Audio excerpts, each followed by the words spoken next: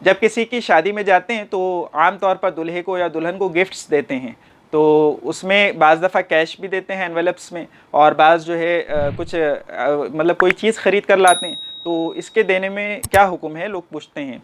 तो यानी किसी को भी दुनिया में आप किसी को भी अपनी खुशी के तौर पर अगर कुछ दे रहे हैं, उसे हदिया कहते हैं, तो दे सकते हैं। लेकिन इसमें एक बात का ख्याल रखना ज़रूरी है कि यानी जो आप दे रहे हैं वो बदले की नीयत से मत दीजिए।